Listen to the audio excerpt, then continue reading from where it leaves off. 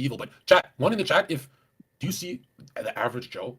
No wonder Trump and the elites look down on them. They never want to level up their life. I spent 27 years never ever upgrading skill sets by paying. I would find mentors, but I wouldn't pay. Now, if I need a Skillshare.com, if I need a skill set that I don't even want to use, I want the knowledge. And I'll tell you this: 99% of people you see downtown walk around, they've never paid for a Zoom class to learn a skill ever in their life. Bro, I even took a poetry class and I realized I'm better than them, like for just speaking. But I'll tell you this, man.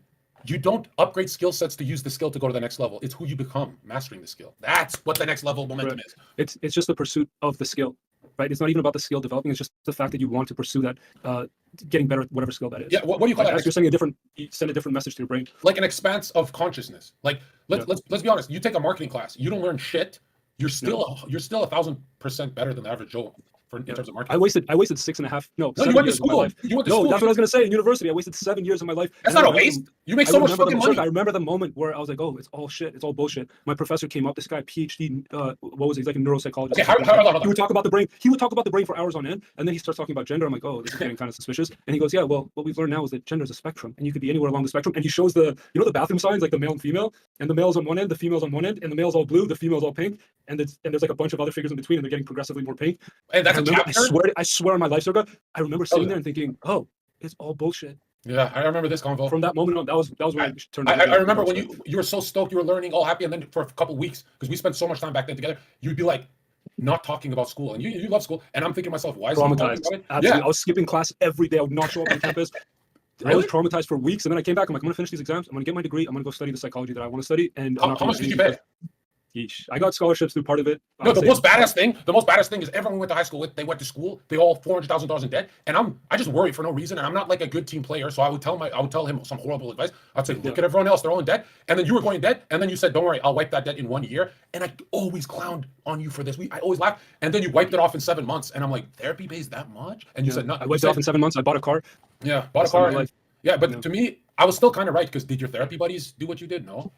But nobody went into private practice. I came into private practice because I didn't have a choice. I mentioned this last time. I don't know if you were there for this, Serga, but I've been put in front of 2 ethics boards now. I went into government. Like, no, you have to push the progressive. I'm like, I'm out. I'm gonna go do my own thing. And that's how it works. That's how it works. They actually have an agenda. Yeah, they push it. Yeah, one of my first clients, he was this kid who's obviously sexually like abused and traumatized, and it was manifesting in his adult life. And I couldn't even sit there and say that to him. I had to validate his these cross-dressing fantasies that he was having. Knowing damn well. Wait.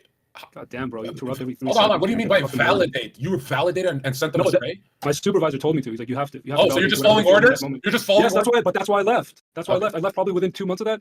I put in my resignation. I left. I started my own practice. Crazy. Yeah. And now look at us. And I said to myself, I'm like, I'll just let the people decide. If it's really what if it's really what society does not want, it will come up. It'll come up in my Google reviews. Still to this day, the only negative Google review that I have is when you started shit with Heel Mike and some other guys. It was all those guys came after my after my website. That's the only 1-star review I have. But to pay you back, didn't I offer you a shit ton of money? Yeah, you did. Yeah. What did you say? Like for every 1-star review? Yeah, but I've never felt worse because I never thought they could just find people that easy. But LinkedIn, right? That's how they got you? No, on Google, Yelp, they found me everywhere. I got most of them removed except one. Somebody left a 1-star. So I used to ask I remember I think you asked some of your friends, you're like, yo, go give them some 5-star reviews to make up. No, I've never asked my community to do that because I want to check if it's cool with you, and I didn't trust my community. But you know what the catch-22 is? Because of confidentiality and privacy and stuff, I can't even ask my clients to give me 5-star reviews unless they use some other name. But I can't be like, hey, can you give us a 5-star review? Wait, what does it do? What does it do? It just gets us more. Algorithm. It's like a like. Yeah, it gets us more popular on there. And when people see oh, this guy has all these, you know what a Google review is. Yeah. But I swear I was shadow banned for the longest time. And one of the Google guys, I kept contacting Google support. I'd contact them every other week. I'm like, hey, I'm not coming up when you Google me. My friends are Googling my website. It's not coming up. At this time, you were extremely controversial. And the guy admits to me, he goes, oh yeah, you're not coming up in our system. You're not verified. And then this other guy messages me and goes, oh yeah, you're verified. You're fine. I'm like, wait a minute, that guy just spilled it. So can I tell you my thinking process at the time? Because I feel guilty. I Don't worry about it. I said because I'm $multi-million price. Yeah, I know. But I said, since I'm in a pinch, I can either apologize or I'm not going to apologize to E. I am going to somehow convince him to get on the internet. And bro, the more I pull you this way, because chat, this guy is so much more honest and intelligent than Dr. K. We have a clip of Dr. K. I don't remember the clip, but he does. It's the funniest, most evil shit you'll ever hear. Do you remember the quote? There's a couple. No, this most recent one. What does he say? Oh, about the suicide thing. You say it. I don't remember what he said. Oh yeah. He goes, He's talking about like the clients that he has that want to commit suicide, and instead of like saying like, oh, it's a mental health issue and all these things, he goes, and you know what? And he's, I don't know who he's speaking to, but he goes, and you know what? These people's lives objectively are terrible. It's like giving them the green light to go kill themselves. It was the worst thing I've ever heard in my life. He said, no, you butchered it. He said, it's not that they're depressed. It's not that there's something wrong with their brains. Their brains are totally fine. It's that they genuinely are correct with the feeling that there's nothing to live for. They're correct. And I thought he was going for a controversial clip. I think it is, because his business boomed when he started talking like fucking retard. But that clip got critiqued by none of the comment section. No therapist online. He's seen as like intelligent for saying that. Imagine someone's about to jump off a bridge and you look at him and go, you're not crazy. You're onto something.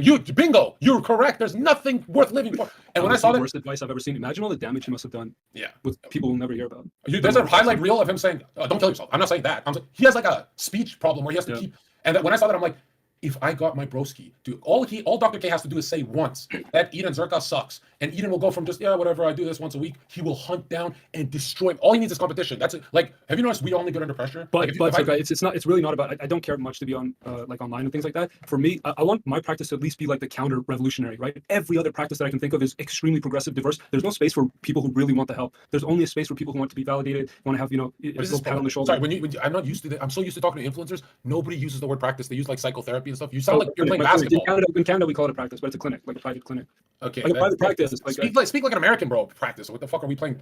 My private clinic is meant to be for people who actually want the help, who want to actually understand how sexual trauma may have affected their sexual identity. Whereas the system that exists right now in Canada and probably in the US and in the West more generally is one where they validate whatever you're feeling in the moment, even if it's obviously a symptom of something traumatic that they experienced. Imagine all the harm you'll do. It's the same thing as Dr. K just saying like, oh yeah, you're not depressed. Your life fucking sucks. Like, and you know what's funny is there's no hint of truth to that. I think that's the biggest. If you're depressed, there's clinically something wrong with you. Period. Do you want to hear something crazy, Zerka? We have contracts with the government where we provide counseling and like other types of treatment programs. And you sign a contract with the government. We've been kicked off 2 contracts now, just from word getting around that we're not that practice that's like going to promote these ideas. So just do some free hugs campaign. You'll get rich. Yeah. That's my backup. But I said to myself, I'm like, I'll experiment with this. If it goes to shit, if it goes tits up, then that means that I was in the wrong. But it hasn't. We're one of the highest rated. I was one of the highest paid, highest rated counselors when I worked at the other. Honestly, bro, if I was seeing a therapist and he used the phraseology, I've never heard this tits up, I would just I've never heard that. I just thought of this and I'm like, whoa, things are going wrong.